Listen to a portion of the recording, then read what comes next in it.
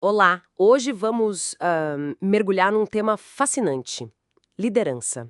Mas pela perspectiva do neurobusiness. Exato.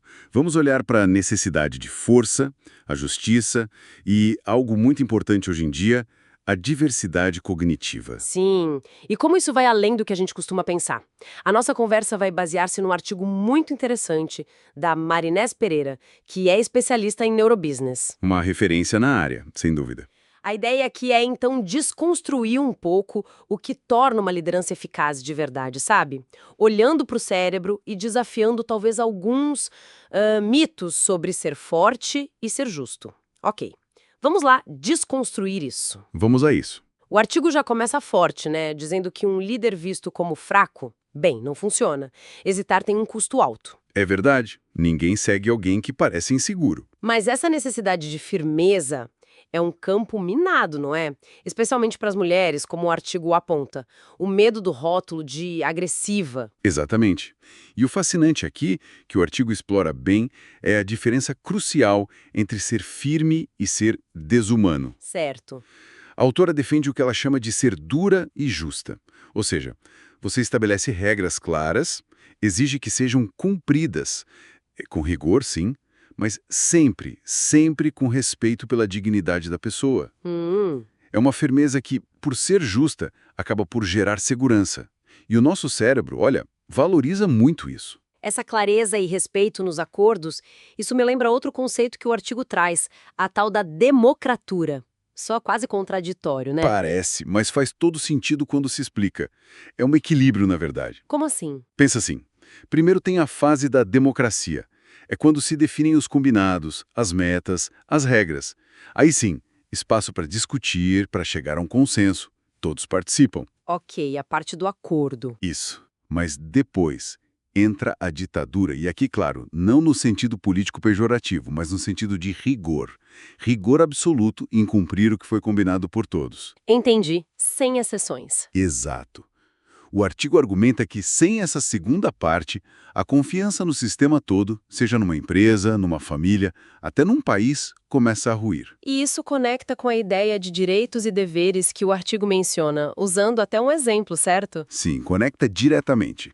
A perspectiva apresentada ali é que os direitos para se sustentarem precisam vir do cumprimento de deveres. O artigo menciona um exemplo dos Estados Unidos, sugerindo na análise da autora que focar só nos direitos, sem essa contrapartida da responsabilidade, do cumprimento das regras do jogo, pode fragilizar a sociedade. É uma visão interessante sobre o equilíbrio social. A ideia central é essa. A ordem e a confiança mútua dependem desse balanço. Flexibilidade para definir junto, mas depois rigor para cumprir o combinado.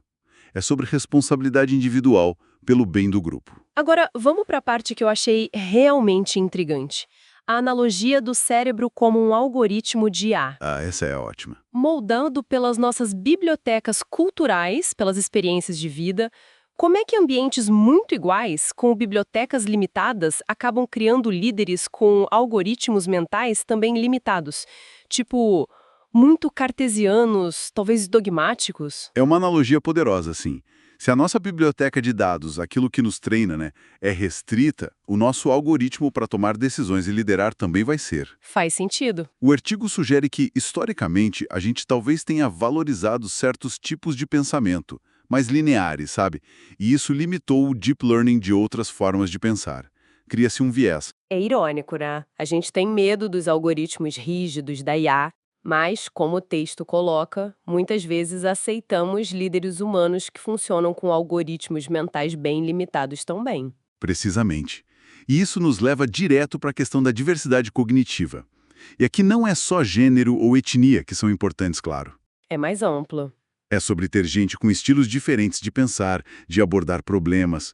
Ambientes com mais diversidade cognitiva, ou seja, com mais bibliotecas e algoritmos diferentes em jogo, tendem a ter o quê?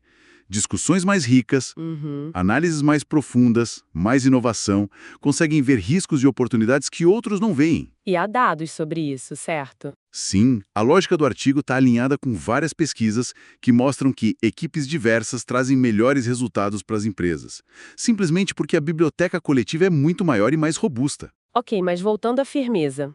Como é que a gente distingue essa liderança que é firme, justa, necessária, de algo mais sombrio, como a psicopatia no poder, que o artigo também toca? Essa distinção é absolutamente crucial. E a diferença, segundo o artigo, está na intenção e no respeito pela dignidade do outro. Certo. O líder duro e justo, mesmo exigente, ele age com base em princípios éticos, ele busca o bem comum, ele respeita as pessoas. A firmeza dele constrói. E o outro lado? Já o indivíduo com traços psicopáticos no poder, a motivação é outra, é o interesse próprio acima de tudo. Ele manipula, falta empatia, usa o poder para dominar, para controlar. A firmeza dele, na verdade, é intimidação. O artigo até menciona a ponerologia, né? Menciona brevemente, sim, que é justamente o estudo de como certas personalidades são atraídas pelo poder e como o utilizam. A diferença fundamental não está no estilo cognitivo, se é mais analítico ou não, mas na bússola moral, ou na falta dela. Então, o que tudo isso significa, juntando as peças? Parece que a liderança eficaz hoje é uma mistura bem complexa. Sem dúvida. Precisa de firmeza, mas com justiça. Precisa daquele equilíbrio da democratura. Precisa investir de verdade em diversidade cognitiva para ampliar essas bibliotecas mentais. E, acima de tudo, precisa de integridade, de exemplo do líder. Exatamente. É um pacote completo. E isso nos deixa com uma reflexão final que o artigo inspira, né? Qual seria? Pensando nessa realidade de tantos algoritmos mentais limitados por aí, e sistemas que às vezes têm vieses, qual seria o primeiro passo concreto, sabe? A primeira coisa que uma pessoa ou uma organização poderia fazer para começar a enriquecer de verdade a sua biblioteca cognitiva, para buscar decisões e uma liderança que sejam, né, realmente superiores. Uma ótima pergunta para a gente ficar a pensar. Fica a reflexão. E lembrando que toda esta nossa análise foi baseada no artigo Neurobusiness da Liderança, a força da diversidade cognitiva, além do gênero, para decisões superiores e sucesso, da Marinês Pereira.